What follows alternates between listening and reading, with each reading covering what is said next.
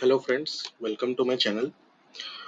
कुछ लोगों ने मुझे मैसेज किया था कि एक बार ना एक्सेल एक बार बता देने के लिए कि एक्सेल होता क्या है फॉर्मूला से पहले। तो क्लियर कर देता हूँ कि एक्सेल क्या है। तो एक्सेल एक्चुअली एक ना सॉफ्टवेयर होता है, माइक्रोसॉफ्ट की तरफ से एक सॉफ्टवेयर है या एप्लीकेशन है, जिसमें कि हम स्प्रेडशीट को यूज़ करते हैं। अब स्प्रेडशीट क्या होता है? स्प्रेडशीट एक्चुअली एक बेसिकली रोज एंड कॉलम्स का कॉम्बिनेशन है। जैसे आप देख सकते हैं कि ये सारे जो A B C D mark हैं, ये सारे रो कॉलम्स हैं, और ये 1 2 3 जो आपको दिख रहे हैं, ये सारे रोज हैं। तो अगर मैं किसी पर्टिकुलर अगर यहाँ पर सेल पे क्लिक करता हूँ, तो आप यहाँ पर देख सकते हैं, यहाँ पर लिखा हुआ आता है H5। तो मतलब क्या हो गया, इस कॉलम नंबर H है, कॉलम नंबर H है, और रो नंबर 5 है। तो ये उसका कॉम्बिनेशन हो गया इस सेल का। तो क्या होता है, कॉलम एंड रो का कॉम्बिनेशन जो कहलाता है वो एक सेल कहलाता है। और इसी तरह बहुत सारे सेल्स जब हम मिला देते हैं तो एक स्प्रेडशीट कहलाता है। जैसे मैं इसको छोटा कर दूं तो आप देख सकते हैं कि बहुत बड़ा स्प्रेडशीट है ये। तो इसी को हम लोग क्या बोलते हैं, स्प्रेडशीट है। और इसमें हम जब कुछ काम करते हैं तो इसको हम लोग वर्कबुक भी बोलते हैं। और इस तरह बहुत सारे वर्कबुक आप एक ही फाइल में सेव कर सकते हैं। मैं ये सब चीज़ें आगे आपको बताऊंगा। तो ये होता है एक्सेल एक्चुअली। और नॉट ओनली एक्सेल एक्चुअली, मैं और भी चीज़ें बता देता हूँ कि मार्केट में बस एक्सेल नहीं है। एक्सेल बस एक सॉफ्टवेयर है जो माइक्रोसॉफ्ट ने प्रोवाइड किया है।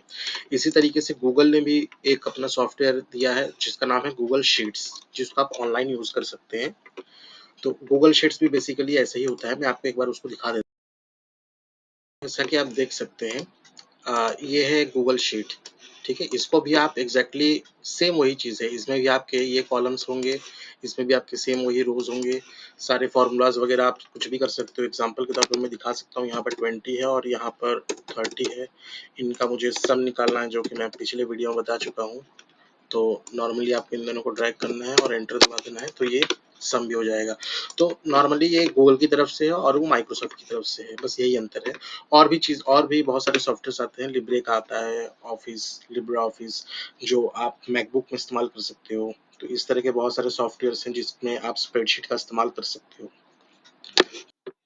इसके अलावा क्या है फ्रेंड्स, कि हम एक्सेल में इस्तेमाल करते क्यों हैं? एक्चुअली एक्सेल में कोई भी डेटा को अगर आपको ऑर्गेनाइज फॉर्म में रखना है, मीन्स टैबुलर फॉर्म में अगर आपको रखना है, क्योंकि आपको पता है एक्सेल में ऑलरेडी स्प्रेडशीट है, means columns and rows already दिया हुआ है। तो अगर आपको ऑर्गेनाइज फॉर्म में या टेबुलर फॉर्म में अगर अपने डेटा को रखना है तो हम एक्सेल का इस्तेमाल यहाँ पर करते हैं।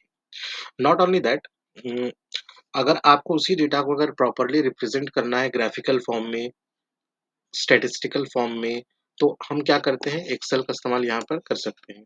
क्योंकि हम इस डेटा को हम ऑर्गेनाइज फॉर्म में, जैसे मान लीजिए मुझे हिस्टोग्राम चाहिए या फिर पाई चार्ट चाहिए, उस हिसाब से मुझे अगर किसी ग्राफिकल रिप्रेजेंटेशन में इस डेटा को मुझे दिखाना है, तो हम क्या कर सकते हैं, एक्सेल का यहाँ पर इस्तेमाल कर सकते हैं।